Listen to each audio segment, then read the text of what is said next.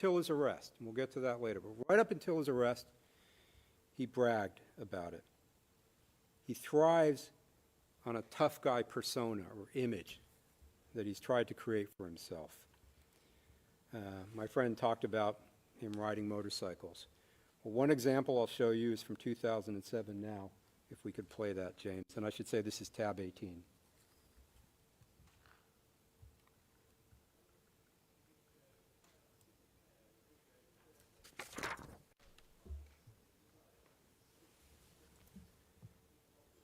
Elite, never losing an election. So, riding a Harley Davidson, shooting a semi-automatic pistol. This is the image he's trying to create from the beginning. He likes to pose with weapons. If we can go to the next one, James. This is tab 80. And here in this photo, which was published in a newspaper, you can see Mr. Duterte holding an assault rifle. And I'll just note that we also see in this photo, to the immediate left of the photo, Ronald Bato de la Rosa. Bato is the nickname. And to Mr. Duterte's immediate right, Isidro La Peña. And we'll hear more about them later. Even days before he was arrested, 3 days before he was transferred to The Hague, this tough guy persona was on display again during a speech in Hong Kong. He brushed off the possibility of an ICC arrest warrant, and he referred to the ICC, quote, as motherfuckers who have been after him for a long time, end quote. This is him on March 9th, 2025. If you could play that, James. This is tab 136. Sa totoo lang, baka ang balita ko may warrant daw ako pag... Hindi, totoo.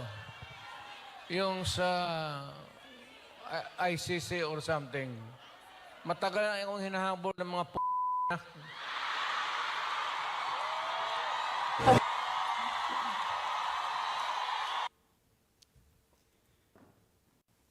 That's him 3 days before coming to The Hague. Of course, after arriving in the Hague, his lawyers very soon began arguing that Mr. Duterte was not fit enough for these proceedings. He wasn't physically or mentally fit enough to be put on trial or for his charges to be confirmed. But fortunately, a panel of 3 medical experts that Your Honors appointed found unanimously that he is. The point is that despite what the defense may say, here or to the press, Mr. Duterte is perfectly fine. He's able to attend the proceedings today. There is nothing stopping him except that he doesn't want to be here. He chose not to face the court, not to face the victims. There is no reason for him not to be here other than his request and choice. I'll move on now briefly to his time as mayor in Davao, Your Honors. If we can quickly bring up the map, James. There we see Davao in the south. We can zoom in. I don't think there's any dispute where Davao is. He was first elected mayor of Davao City in 1988 and served as mayor for more than 20 years, between 88 and 2016. And as the deputy prosecutor has noted, jurisdiction for this case is 1st November 2011 to 16 March 2019. We're limited to that jurisdiction. So that is the period we will concentrate on today, although of course before and after may be relevant. As mayor of Davao, Mr. Duterte promised a crackdown on crime.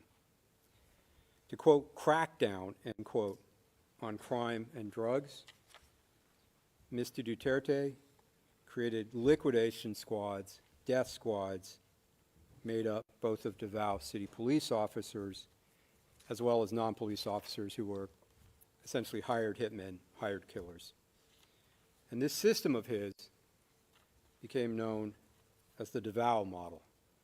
The Davao model was murder, not being tough on crime legally, as my friend said.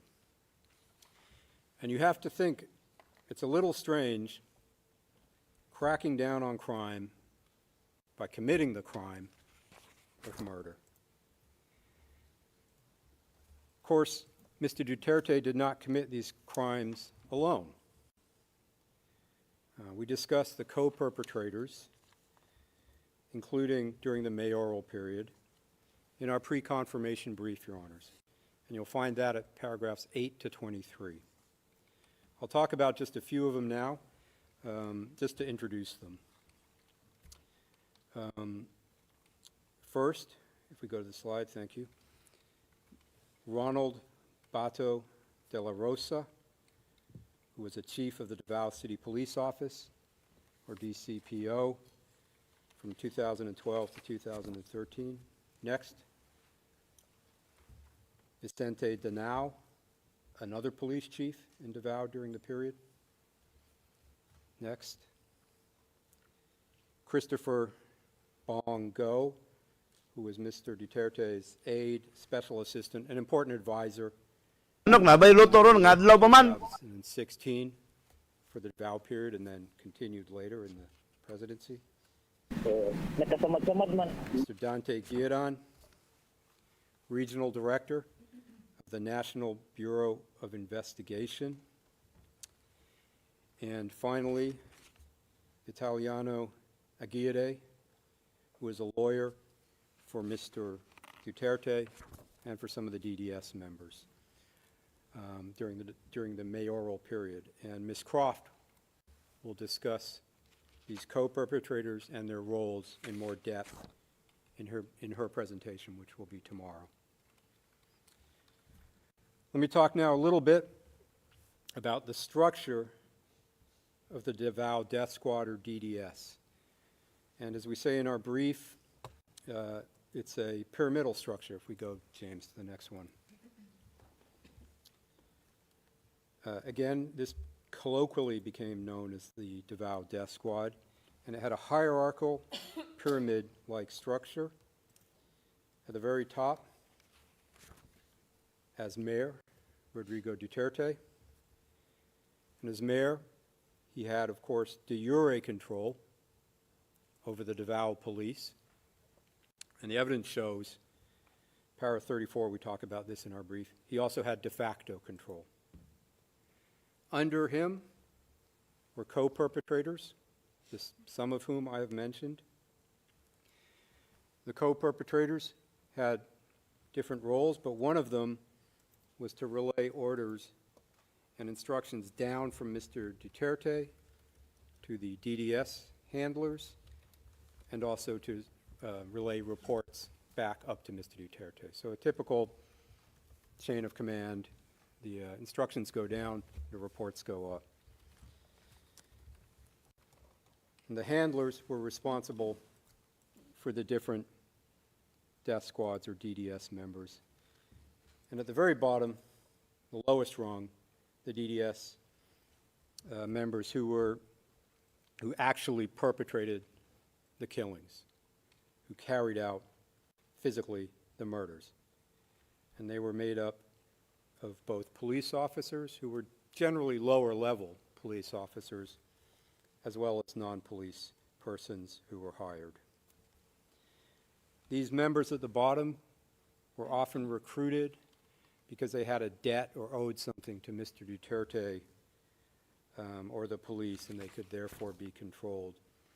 And those members at the very bottom were at risk themselves, because if they did not follow orders, or if they tried to leave the DDS, they could be tortured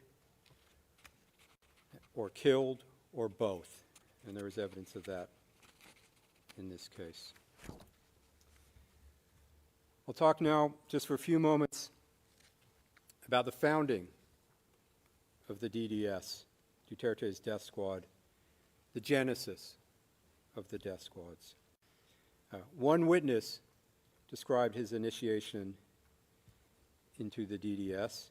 He described it happening in 1988 at a dinner meeting in a hotel in Davao City. And this was a huge deal for this witness. I mean, it was almost unimaginable being invited to a dinner in a hotel in the center of Davao where he was going to meet the mayor.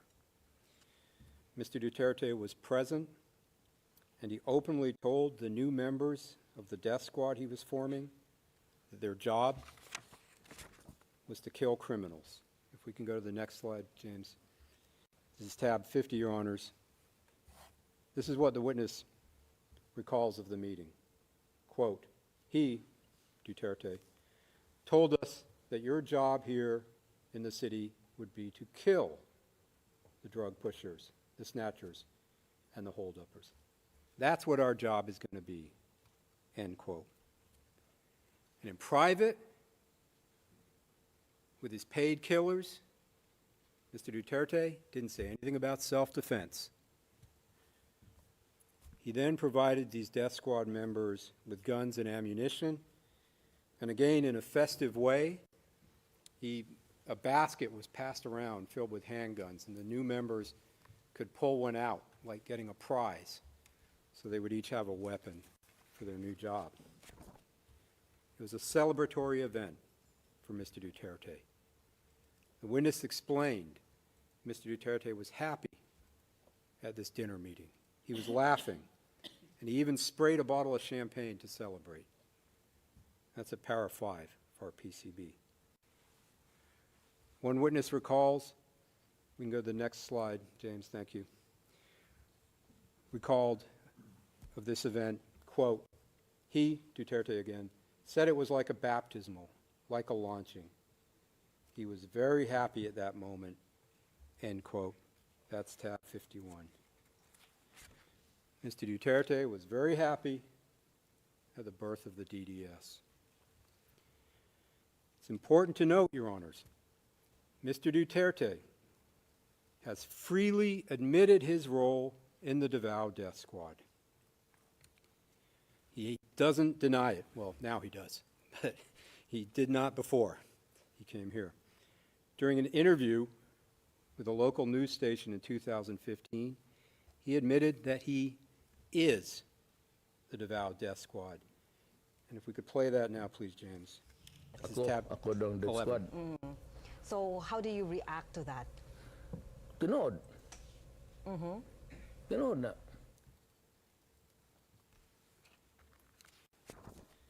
They say I'm the death squad. True. That's true. You know, Your Honors, in some ways, this case is not exactly complicated. That's not the only time Mr. Duterte admitted his role with the death squad. He repeated under oath that he had a death squad at the Blue Ribbon Committee in the Philippine Senate in 2024, about 10 years after the clip we just saw. However, in this exchange, he denied that the death squad included police officers in some type of apparent effort to protect them. This is tab 41.1, if you could bring it up, please. Mr. Duterte, under oath, quote, I can make the confession now if you want. I really took care of it. But please don't involve the police. They're the ones who suffer, sir. I have a death squad, but not the police. These were gangsters. He says it again. In the same hearing, he confirms this admission. Go to the next one, please. Tab 41.1. The senator asks, quote, so what the former president dropped earlier, that they have a death squad, was a bombshell. Whatever name it goes by, whether police or non-police. Because it looks like what we are investigating now is the instrument used for the war on drugs, which led to numerous extrajudicial killings.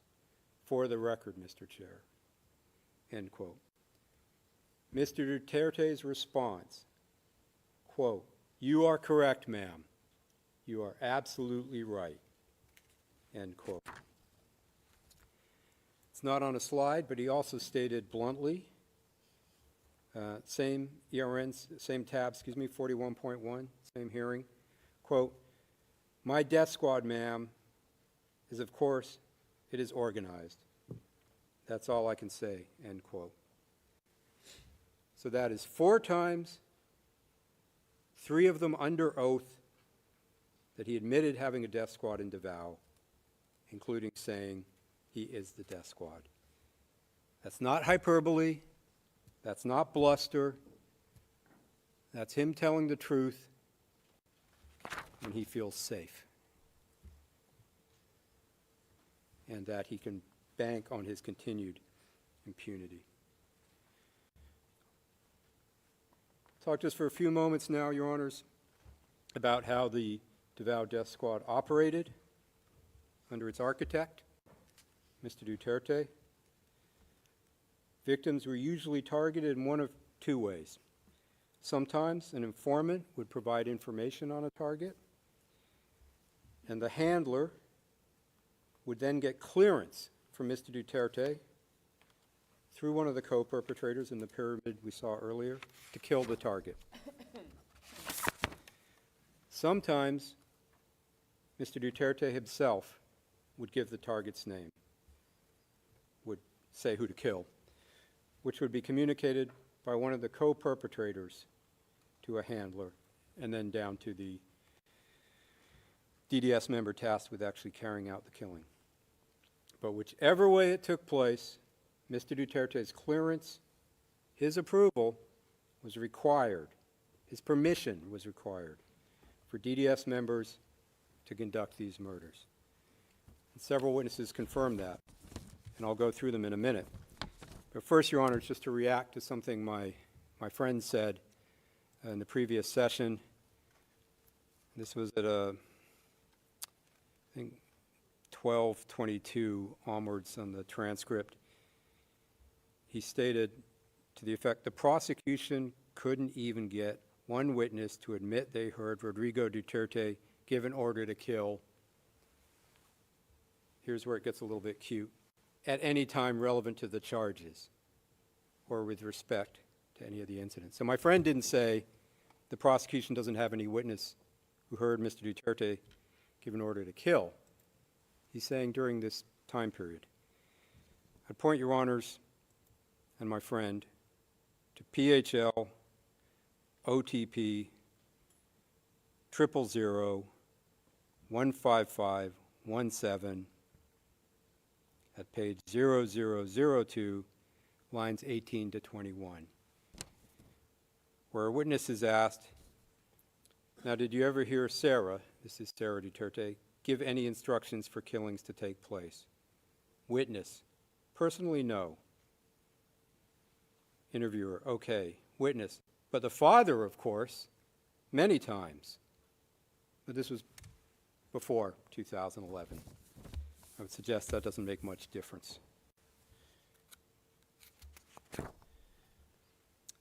Going back to the confirmations of his clearance, if we could go to next slide.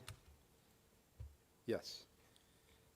This is tab 35, Your Honors. The witness stated, quote, "Only one person was making the decisions.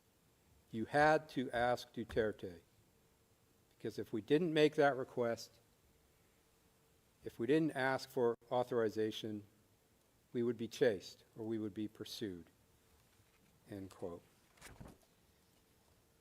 Another witness stated, if we go to the next one, please, tab 58, quote, "We cannot conduct a clearing or killing operations without his clearance." Speaking of Mr. Duterte, we called it clearance, end quote.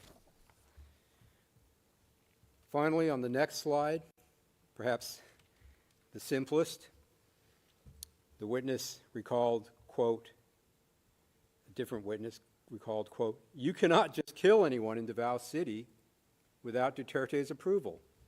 Otherwise, you will be charged, end quote. It's tab 117.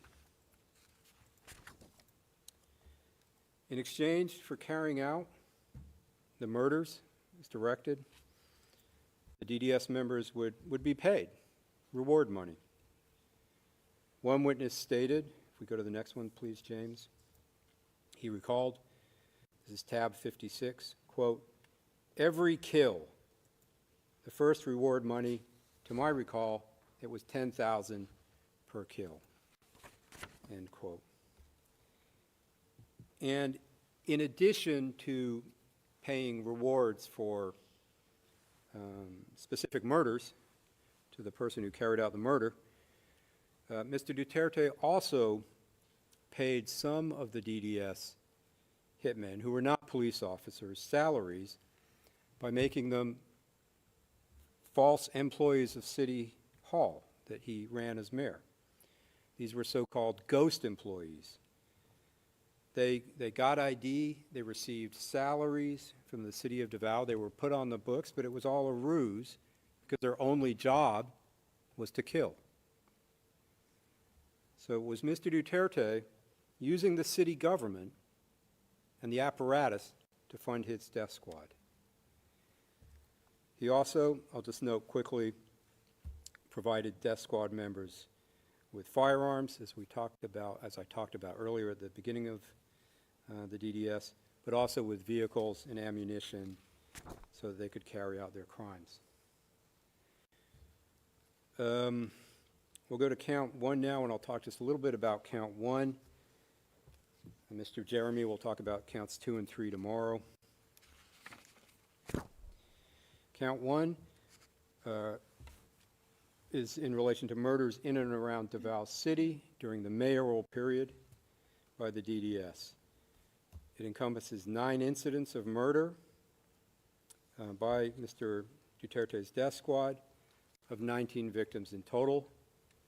3 of those 19 victims were children. I'll go to just one quick example. Incident 3 in our pre-confirmation brief, murders in Agdao Market. I'm just going to go through one of them. Your Honors, this is at paragraphs 91 to 92 of our pre-confirmation brief and page 36 of the notebook we passed around this morning. Incident 3 is about the murders, or what happened in Incident 3 is the murder of 3 people in that market on or about 4 December 2013. Before carrying out the murders, 3 DDS members who we'll see received instructions from their handler that there was a job to be done. And the victims in this crime were 3 alleged thieves. So we have 3 hitmen and 3 victims. The informant helped the DDS hitmen to locate the targets, the victims, who were at a shop in Agdao Market that day. And when the hitmen reached the shop, each one shot and killed one of the targets and murdered them in broad daylight. After the killing, the hitmen reported back to their handler up the pyramid chain that the job was done. And their handler, in this case, then informed Sonny Buenaventura, who at that time was one of Mr. Duterte's most trusted men. The reward for this incident, for these 3 murders, was 90,000 pesos total. That's at our brief at para 91. What's interesting about this incident is that a few weeks later, after the murders, a video of Mr. Duterte watching the crime on CCTV was posted to YouTube. And I'll show that video, Your Honors, in a minute. But in the video, you'll see Mr. Duterte standing in the CCTV room looking at a bank of television screens. The video then zooms in on the CCTV footage of the crime, and you see 3 DDS members walking up the street in the market. You see them turn to the right, pull out their guns. their pistols, shoot the 3 victims who are off the screen, and then they walk and jog away, and they don't look very worried. And the video then zooms out, and you see different people running to see what has happened because they've heard the shots. Okay, can we play that, please? Sa Makati, ganito din. At most 1 week sa gagawin. Katong patay sa Pagdaw. Eh, tanawin mo yun. Tanawin dua kalakaw. Kanawa. Fiskal, pati pamot ka sa imo. Mortero na ganit klaro. Mulang kanawa na. Kaya, upad. May pagkita ni Esar Rosales. Kawan lang. Isang rin nalianay mo. Kagana. Lahat, tutulog. Ano ba? Tangang reaksyon sa mga tao.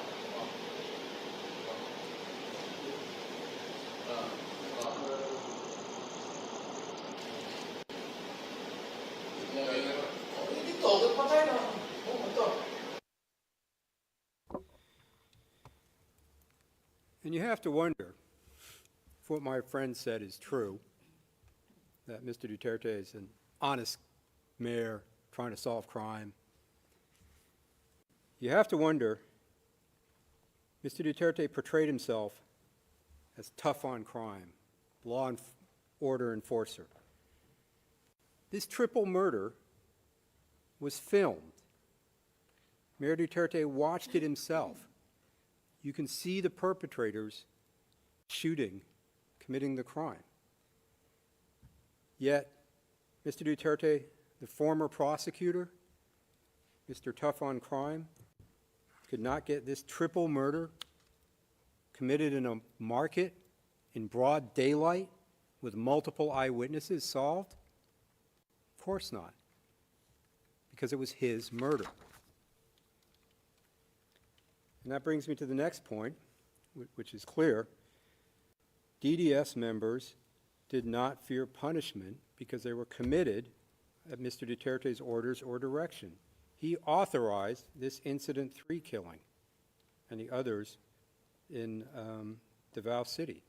That's at our PCB, our brief, 71 to 72. And that's why, of course, the death squad members were not being arrested, worried about being arrested for the murders they carried out. And if we go to the next slide, James, one of them says very simply, quote, when asked if he's worried about being prosecuted for the killings he committed, his answer was, quote, no.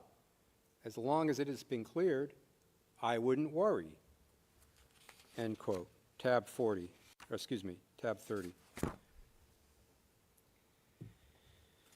And it's highly understandable that the DDS members were not worried about being prosecuted for the murders they committed, because Mayor Duterte took pride in these killings. He was interviewed as mayor in late 2015, and a reporter put a question to him, asked him about a human rights group report which suggested that he had killed 700 people in Davao. I'll play the video, and we'll see his response. You'll also see, just before we play that, Mr. Christopher Bongo is in this video to Mr. Duterte's right. Look at the question. Look at Mr. Duterte's answer. 700 no, pinatay ko. Nagkulang ho sila sa kwenta. Medyo mga 1,700. No denial. Instead, he takes credit for 1,000 more killings. That isn't bluster. That's not hyperbole. That's the truth.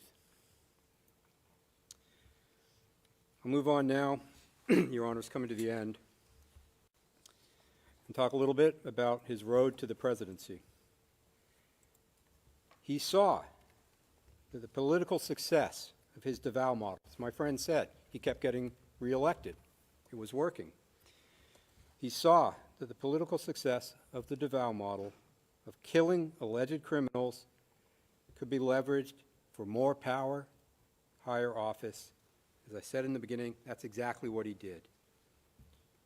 During his presidential campaign, he campaigned on a promise, a pledge to implement the common plan to kill alleged criminals nationwide if elected. I'm going to play a video now, Your Honors, that are just some of the speeches he made. It's a compilation of four. This is a tab 12 of 4 videos.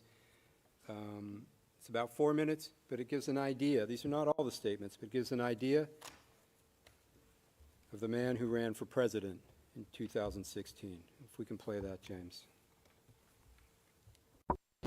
3 to 6 months, sabi ko, I will eradicate corruption, criminality, and drugs.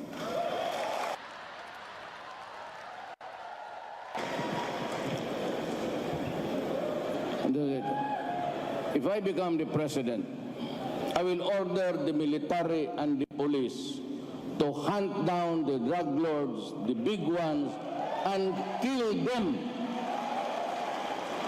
Tell me what my credentials to the presidency? Then I'd say, Davao is Exhibit A. Ngayon, dito sa Davao, hindi sabihin ito malinis itong bayan na to. It's not perfect. So that maybe I said, kung dating ako doon sa Pasig, I can promise you, not heaven, but I will promise you a comfortable life. Corruption has to stop.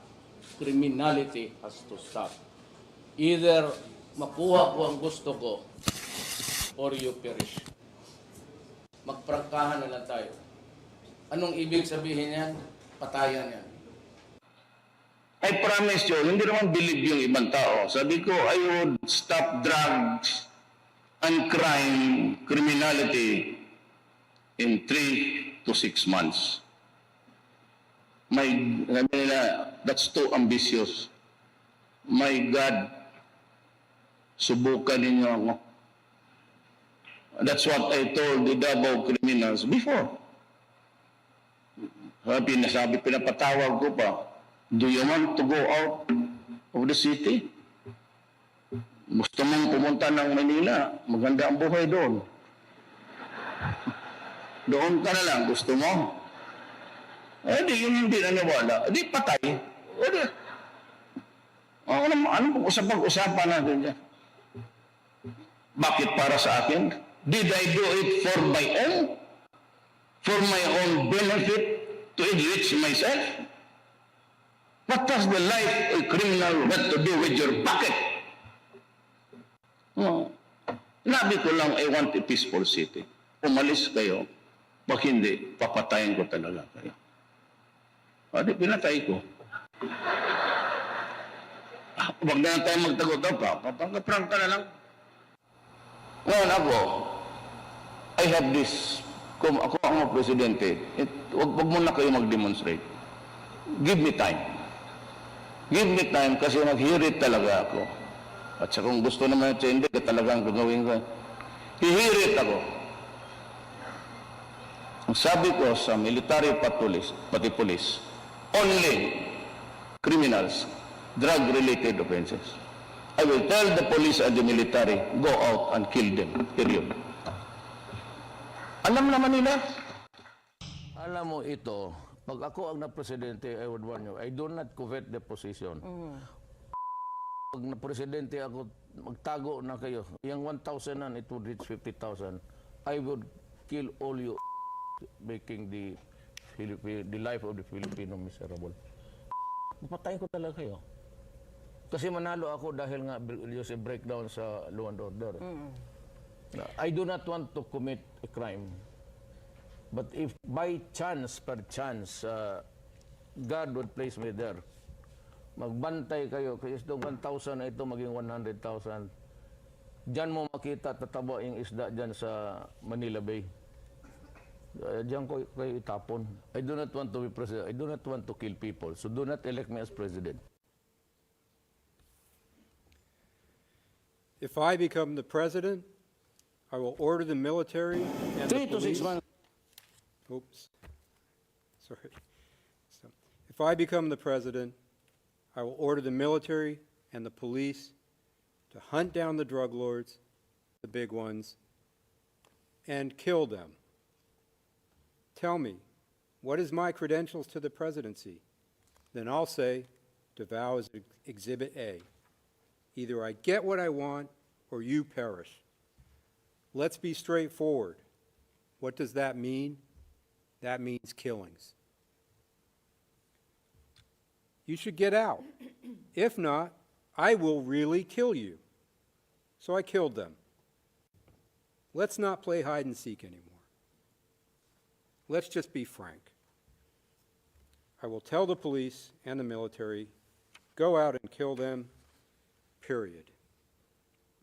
I will really kill you. I do not want to kill people, so do not elect me as president. That's the man before you for this hearing, even if he's not in court today. He repeatedly promised to kill people, his own people, if elected president. He said it, he did it, that's who he is. He won the election, became president on 30 June 2016, and did exactly as he said he would.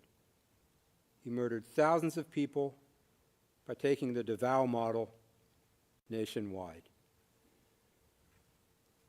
I'm finished, Your Honor, and perhaps I'd suggest that the next presentation start tomorrow, if you don't mind, because we only have 5 minutes. Judge Motok, thank you, Mr. Prosecutor, for your presentation and your suggestion. We have now come to the end of this first day of hearings. I would like to thank all the parties and participants, as well as our interpreters, the registry, and the technical staff, as well as all those who contributed towards the success of this hearing. The hearing is adjourned, and we will resume tomorrow according to our schedule. See you tomorrow.